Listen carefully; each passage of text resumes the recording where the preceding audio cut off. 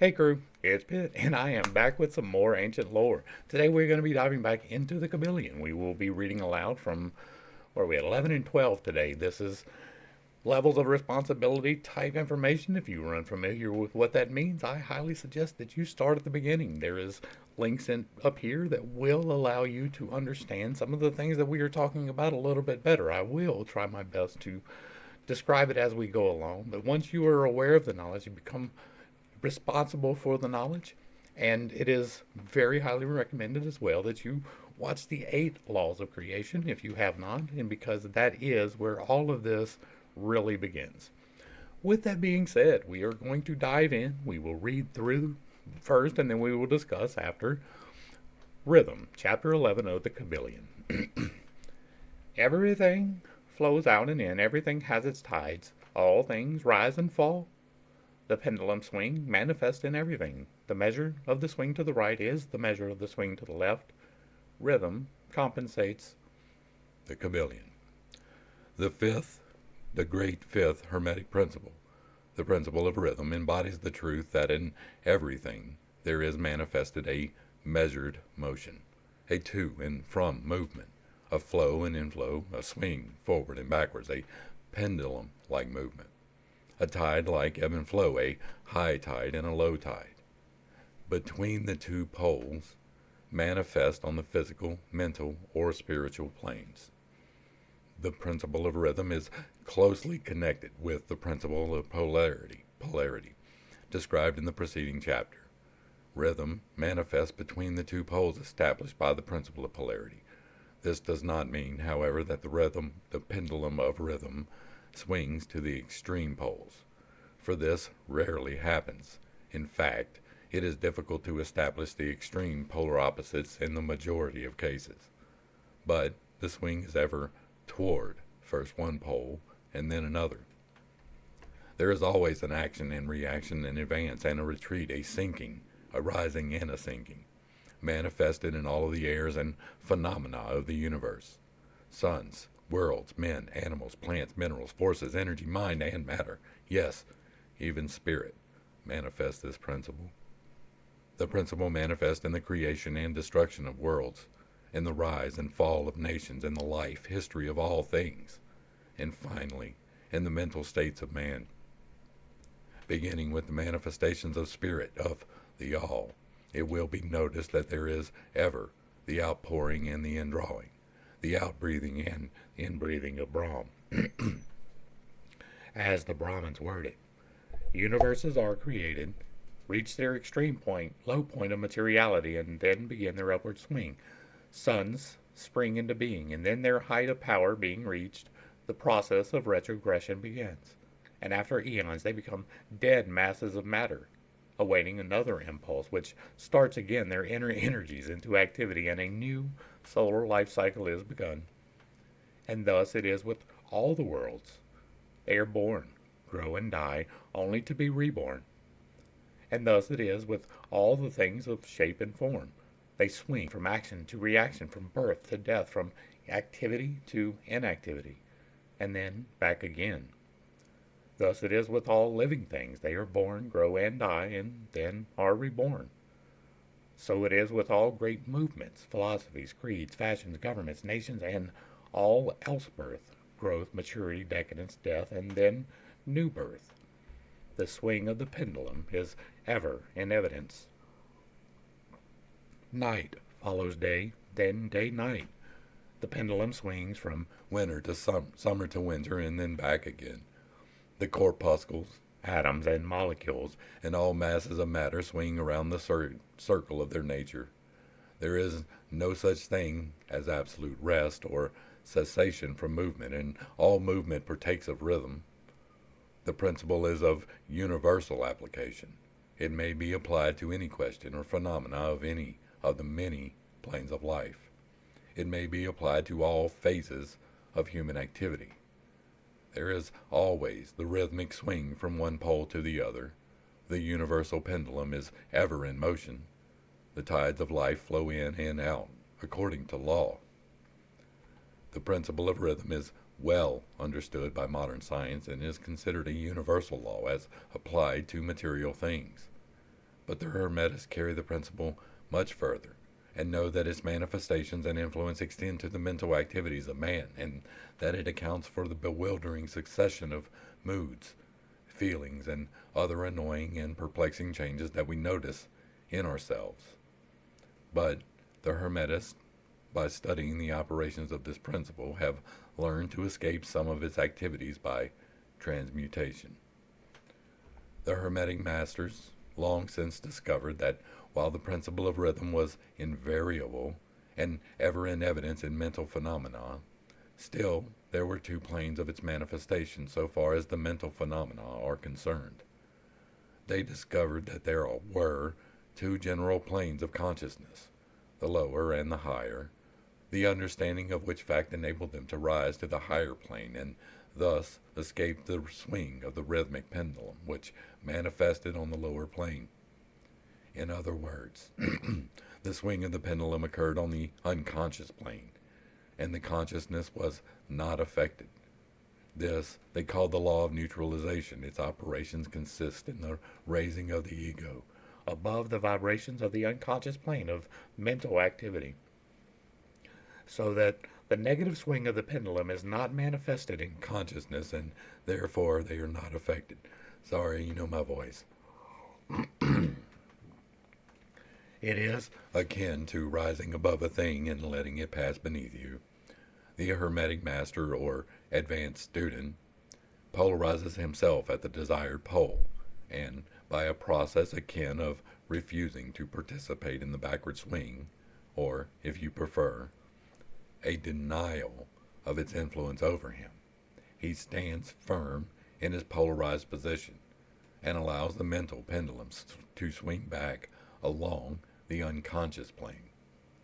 All individuals who have attained any degree of self-mastery accomplish this, more or less unknowingly, and by refusing to allow their moods and negative mental states to affect them, they apply the law of neutralization. The master, however, carries this to a much higher degree of proficiency, and by the use of his will, he attains a degree of poise and mental firmness, almost impossible of belief on the part of those who allow themselves to be swung backwards and forwards by the mental pendulum of moods and feelings. The importance of this will be appreciated by any thinking person who realizes what creatures of moods, feelings, and emotion the majority of people are, and how little mastery of themselves they manifest.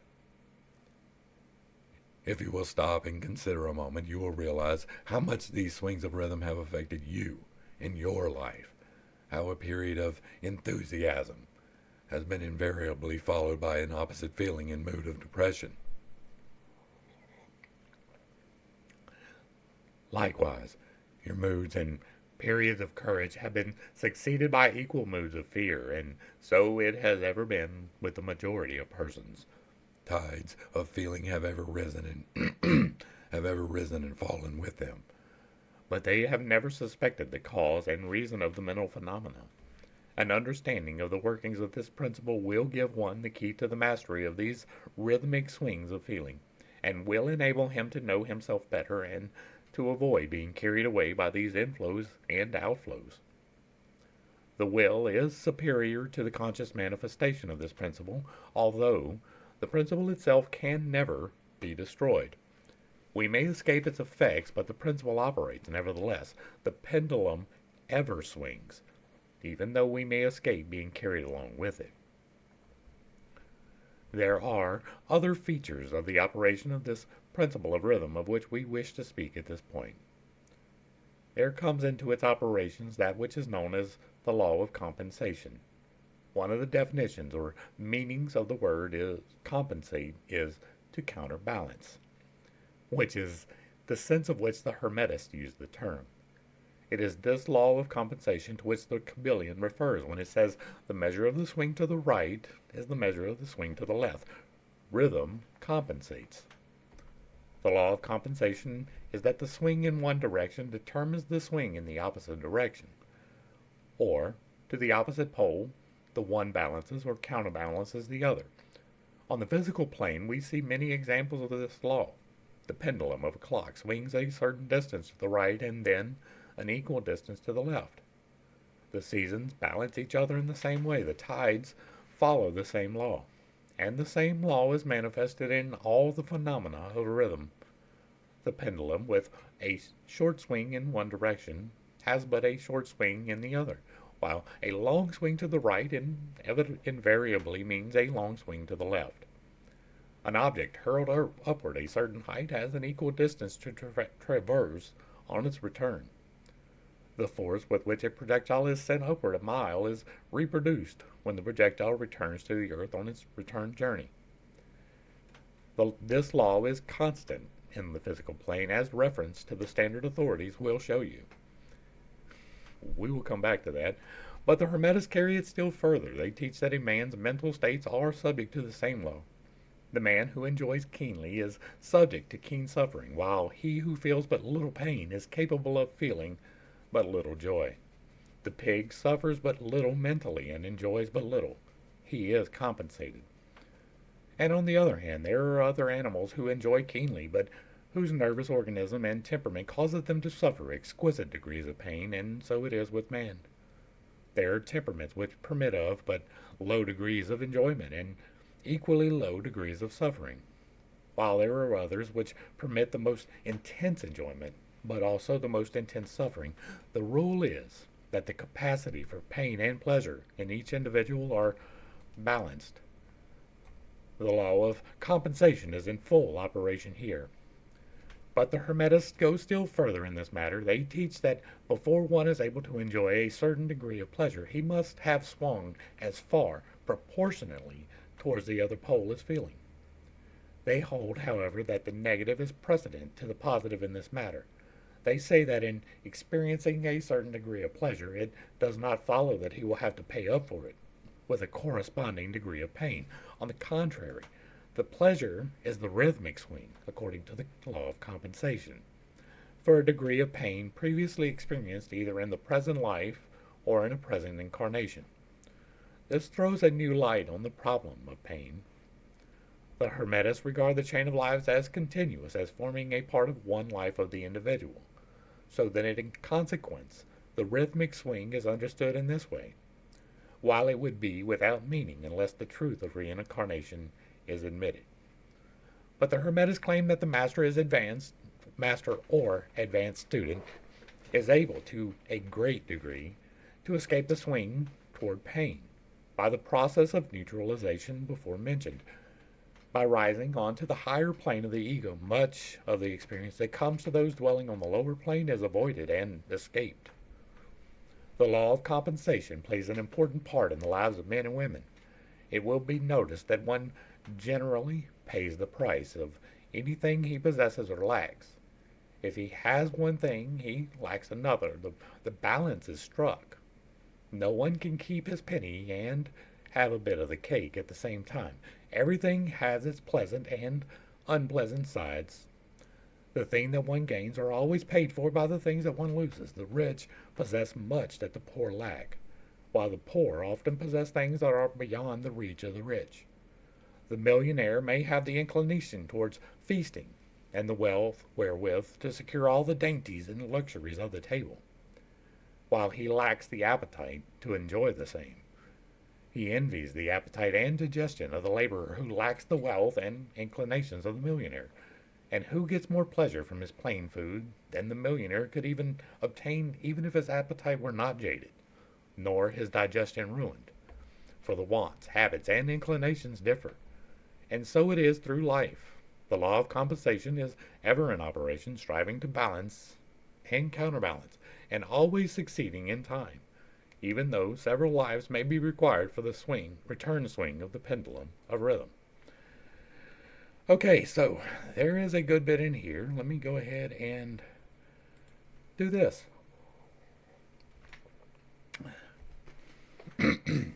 What we have is the principle of rhythm is actually part of several other laws, right?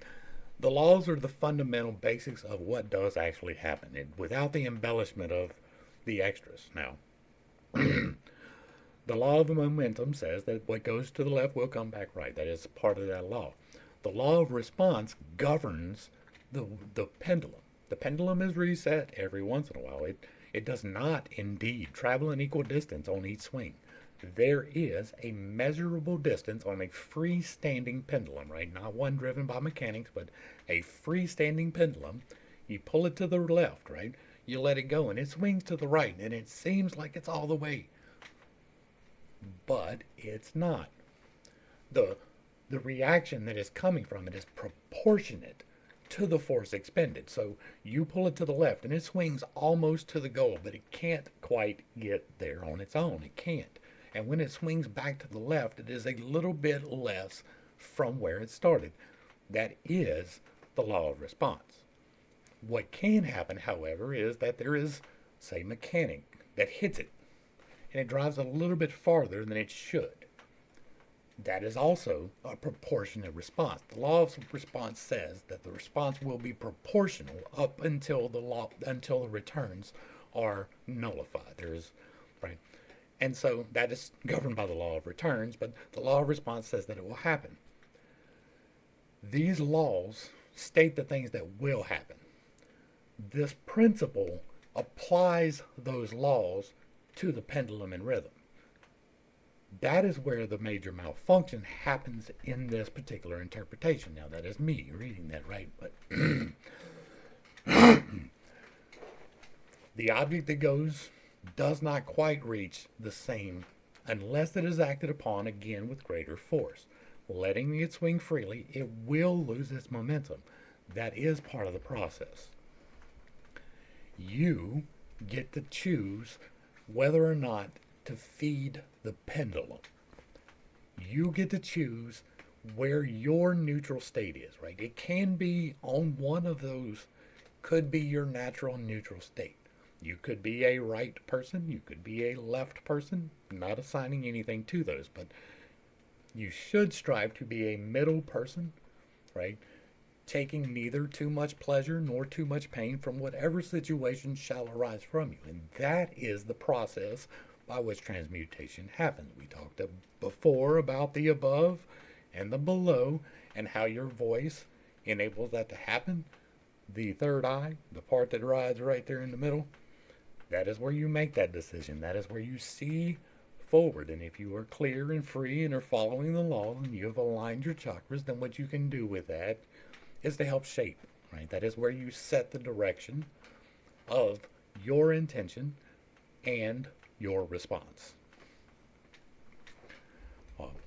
I think that the next chapter is actually going to deal with a little bit more of that. So we're going to read that first. Like, I haven't read through this. This is me telling you what we get from it.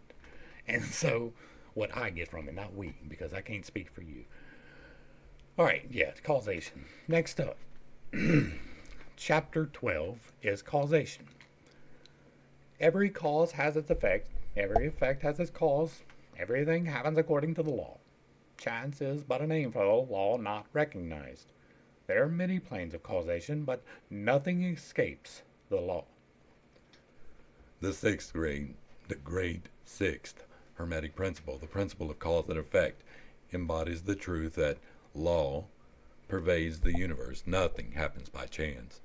That chance is merely a term indicating cause, existing but not recognized or perceived. That phenomena is continuous without break or exception. The principle of cause and effect underlies all scientific thought, ancient and modern, and was enunciated by the Hermetic teachers in the earliest days.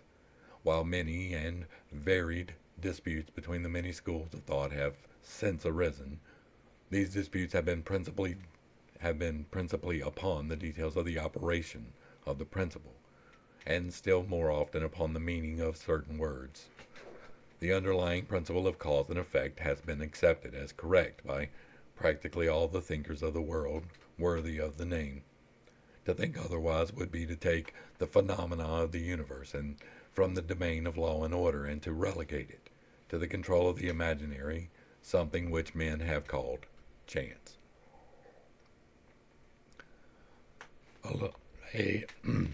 A little consideration will show that there is in reality no such thing as pure chance. Webster defines the word chance as follows: A supposed agent or mode of activity other than a force, law, or purpose. The operation or activity of such agent, the supposed effect of such an agent, the happening, fortuity, casualty, causality, etc. But a little consideration will show you that there can be no such agent as chance, in the sense of something outside of the law, something outside of cause and effect. How could there be something acting in the phenomenal universe, independent of the laws, order, and continuity of the latter? Such a something would be entirely independent of the orderly trend of the universe, and therefore superior to it. We can imagine nothing outside of the all being outside of the law, and that only because the all is the law itself. There is no room in the universe for something outside of and and independent of the law. The existence of such a something would render all natural laws ineffective and would plunge the universe into chaotic disorder and lawlessness. A careful examination will show that what we call chance is merely an expression relating to obscure causes, causes that we cannot perceive, causes that we cannot understand. The word chance is derived from a word meaning to fall, as the falling of dice, the idea being that the fall of the dice and many other happenings are merely a happening unrelated to any cause. And this, in a sense, is in and this is the sense in which the term is generally employed. But when the matter is closely examined, it is seen that there is no chance whatsoever about the fall of the dice. Each time a die falls, it displays a certain number. It obeys a law as infallible as that which governs the revolution of the planets around the sun. Back of the fall of the dice are causes, or chain of causes, running back farther than the mind can follow. The position of the die in the box, the amount of muscular energy expended in the throw, the condition of the table, etc., etc., all are causes, the effect of which may be seen. But back of these seen causes, there are chains of unseen preceding causes, all of which had a bearing upon the number of the die which fell uppermost. If a die be cast a great number of times, it will be found that the numbers shown will be about equal. That is, there will be an equal number of one spot, two spot, etc., coming uppermost. Toss a penny in the air, and it may come down either heads or tails, but make a sufficient number of tosses, and heads and tails will about even up. This is the operation of the law of average. But both the average and the single toss come under the law of cause and effect. And if we were able to examine in the preceding causes, it would be clearly seen that it was simply impossible for the die to fall other than it did, under the same circumstances and at the same time. Given the same causes, the same results will follow. There is always a cause and a because to every event. Nothing ever happens without a cause, or rather a chain of causes. Some confusion has arisen in the minds of persons considering this principle, from the fact that they were unable to explain how one thing could cause another thing, that is, be the creator of the second thing. As a matter of fact, no thing ever causes or creates another thing. Cause and effect deals merely with events. An event is that which comes, arrives, or happens as a result or consequent of some preceding event. No event creates another event, but is merely a preceding link in the great orderly chain of events flowing from the creative energy of the all. There is a continuity between all events precedent, consequent, and subsequent. There is a relation existing between everything that has gone before and everything that follows. A stone is dislodged from a mountainside and crashes through a roof of a cottage in a valley below. At first sight, we regard this as a chance effect, but when we examine the matter, we find a great chain of causes behind it. In the first place, there was the rain which softened the earth, supporting the stone, and which allowed it to fall. Then, back of that was the influence of the sun and other rains, etc., which gradually disintegrated the piece of rock from the larger piece. Then there were the causes which led to the formation of the mountain, and its upheaval by convulsions of nature, and so on ad infinitum. Then we might follow up the causes behind the rain, etc. Then we might consider the existence of the roof. In short, we would soon find ourselves involved in a mesh of cause and effect, from which we would soon strive to extricate ourselves. Just as a man has 2 parents and 4 grandparents and 8 great-grandparents, 16 great-grandparents, and so on, when, say, 40 generations are calculated, the numbers of ancestors run into the many millions. So it is with the number of causes behind even the most trifling event or phenomenon, such as the passage of a tiny speck of soot before your eye. It is not an easy matter to trace the bit of soot back to the early period of the world's history when it was formed a part of a massive tree trunk, which was afterward converted into coal, and so on, until, as the speck of soot now passes before your vision on its way to other adventures. And a mighty chain of events, cause and effect, brought it to its present condition, and the latter is but one of the chain events which will go to produce other events hundreds of years from now. One of the series of events arising from the tiny bit of soot was the writing of these lines, which caused the typesetter to perform certain work, the proofreader to do likewise, and which will arouse certain thoughts in your mind and that of others, which in turn will affect others, and so on, and on, beyond the ability of man to think further, and all from the passage of a tiny bit of soot, all of which shows the relativity and association of things, and the further fact that there is no great, there is no small, in the mind that causeth all. Stop to think for a moment. If a certain man had not met a certain maid way back in the dim period of the Stone Age, you, who are now reading these lines, would not be here. And if, perhaps, the same couple had failed to meet, we, who now write these lines, would not now be here. And the very act of writing on our part and the act of reading on yours will affect not only the respective lives of yourself and ourselves, but will have a direct or indirect effect on many other people now living and who will live in the ages to come. Every thought we think, every act we perform has a direct and indirect result, which fit into the great chain of cause and effect. We do not wish to enter into a consideration of free will or determination in this work, for various reasons. Among the many reasons is the principal one that neither side of the controversy is entirely right. In fact, both sides are partially right, according to the Hermetic teachings. The principle of polarity shows that both are but half-truths, the opposing poles of truth. The teachings are that a man may be both free and yet bound by necessity, depending upon the means of the terms and the height of truth from which the matter is examined.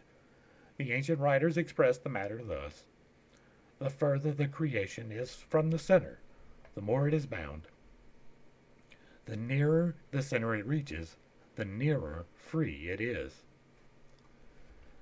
The majority of people are more or less the slaves of heredity, environment, etc., and manifest very little freedom. They are swayed by the opinions, customs, and thoughts of the outside world, and also by their emotions, feelings, moods, etc.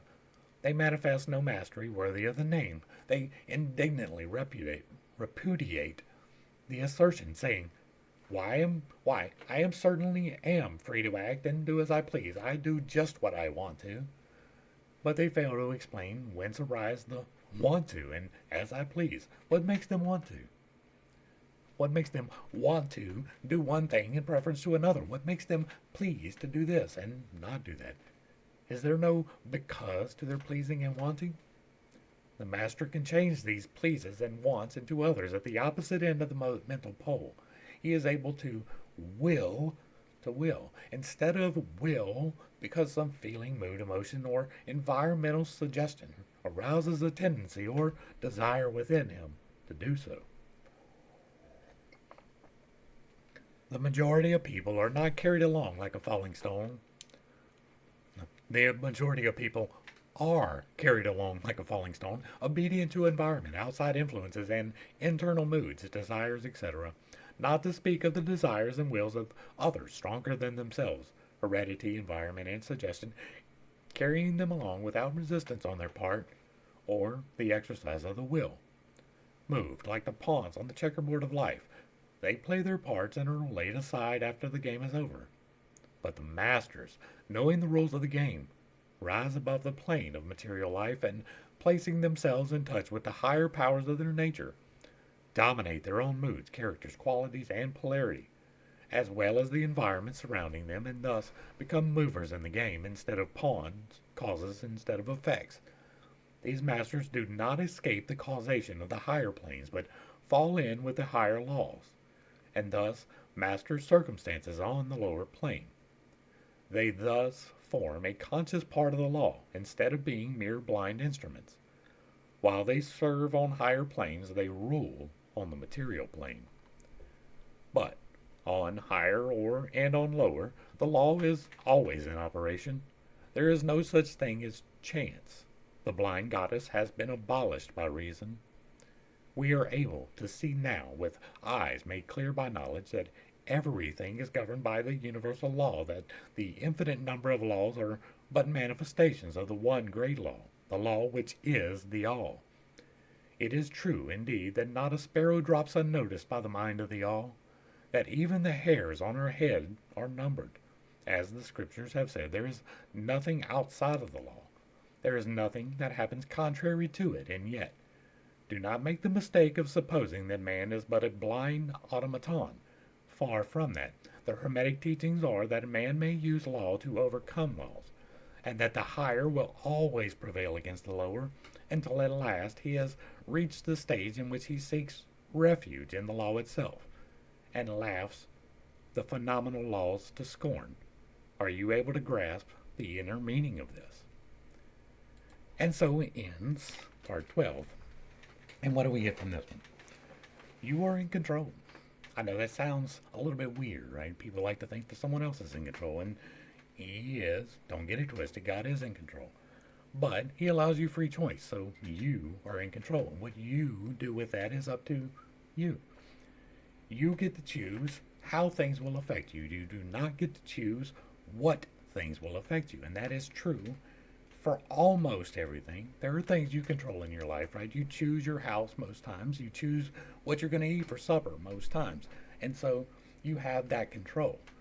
But you don't control a meteor coming, or an earthquake, or a hurricane, or a tornado. Those things are outside of your hands, right? You have control over what you do in those situations. In those circumstances, what is your response? There's a hurricane. How do you respond? There's a tornado. How do you respond? Do you freak out? Do you seek safety? Do you take the appropriate measures to safeguard yourself and others? Or do you lose your mind? Those are choices. You are making those choices. And if you are aware that the choice is there, then you have control over the choice. If you are prone to be hysterical, you can understand. Suddenly one day it clicks for you. Wait, I'm making the choice to be this hysterical. Part of it is a natural response, but that part is the part that you're supposed to learn to resist, to learn to balance within yourself. The practical application of this, as far as the manifestation goes, is this. You have access to all of your chakras, just not well until you practice with them. There is a discipline that is involved. There is things that you have to do. There is prayer, there is fasting, and there is meditation. Those are all absolutely necessary steps, not because they are holy or sacred, but because they prepare you for the things that need to happen. Prayer is you asking. Fasting is you preparing your body. And the meditation is where God's response comes in. In the prayer part of that, you get to do the asking. In the meditative part of that, you should not be doing part of prayer can be considered meditation through a lot of the systems in use, but I consider prayer any part that you are actively participating in. So if you are, a lot of people when they're doing meditation, they walk, right? They take a trip and they climb downstairs to a beach or whatever it is down here. But that part of it is you directing the energy.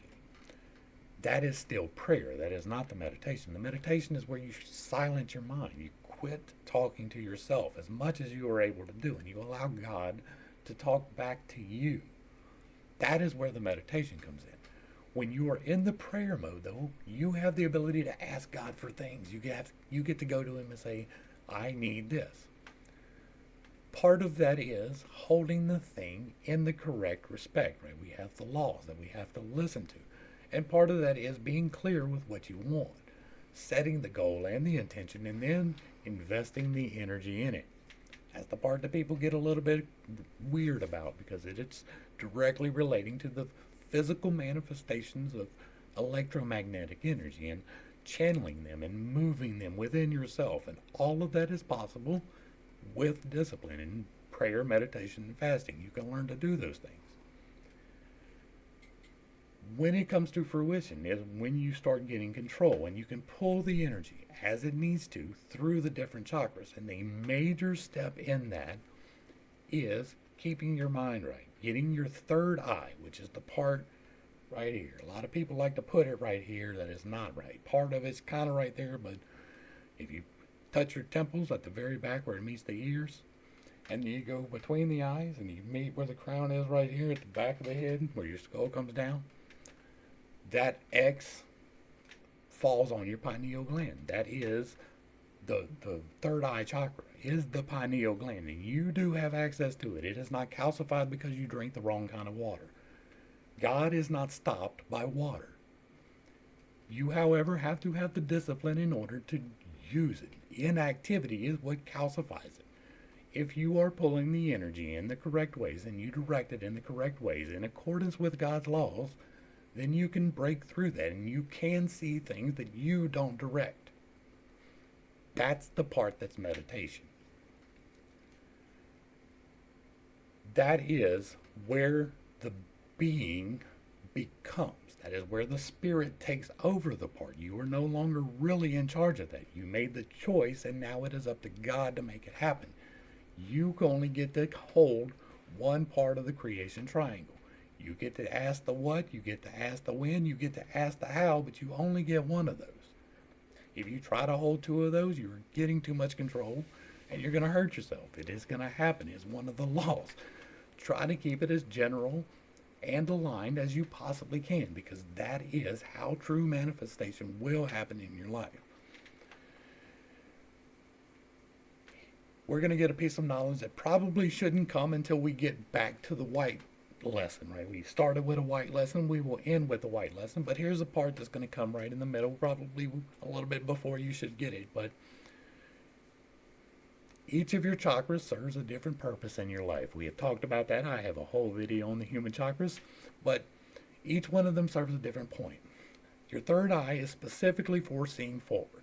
It is for seeing the way through. It is accessible to you, and it is God relaying through the divine into the part that you can actually see.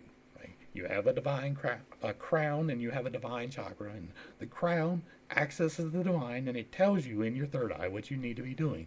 You have to have meditation to see it correctly. Otherwise, you are putting your beliefs upon it.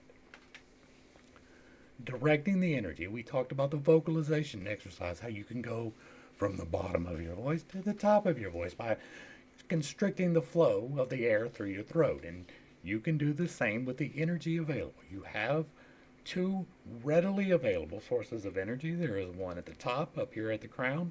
There's one at the bottom in your base. And you can pull energy through both of them. And it is not good or bad, but it is kind of positive and negative. There is the masculine energy and there's the feminine energy. And in the mix is where the creation happens. You hold the image, and I cannot hold images, right? So that's the thing. Any image I see, God had to give to me because I have aphantasia. You hold the image or the intention, you speak it into existence, and you push it through your heart into the divine. That is through the direction and flow of the energy that you have access to. We have talked about it in extensive detail. I'm going to try not to get any more into it here today. The main takeaways for this, right? This is the third eye lesson. I don't have a indigo shirt, but that's where we are. And this is so that you can align yourself. The laws are especially important. Well, they're important all the time, but they are more especially important the higher in the stack you get. You have a greater potential the higher you are working in the energetic stack to throw the wrong destination out. Be extremely careful. Please go back and watch the 8 Laws of Creation if you have not. Please go back and watch the manifestation videos if you have not. Watch the I Am video if you have not. Watch the chakra videos if you have not. Before you watch these, or before you try this stuff, it is important that you be aligned correctly. I want to be able to give knowledge freely as it has been revealed to me. I do not want you to be in danger because I did so, and you can be. That's where we're going to go ahead and wrap this one up. Hopefully I brought a little bit of enlightenment and not too much confusion to a somewhat complicated topic. I understand that I hold some unconventional beliefs and that I tend to step on people's toes when I relay those. It is not intentional, but I do not apologize for it because I am merely doing what I have been shown to do. This is my path. I shall walk it. I am here until the end. If you like what I'm doing here, let me know down below. Hit me with a like, share, and a sub. Throw me a comment. Let me know what you are confused about. Let me know where I'm wrong. Let me know where I'm right. Let me know what you think about it. I am interested. As long as you keep it civil, I won't have to block you. If you really like what I'm doing, hit me with a super thanks. It will be greatly appreciated. To the crew, thanks for hanging out. I appreciate every single minute that you are here with me, and I am praying for you every single day. Until next time, I love you. God loves you. You are perfect, whole, and complete just the way that you are. And this has been Pitt State. Peace.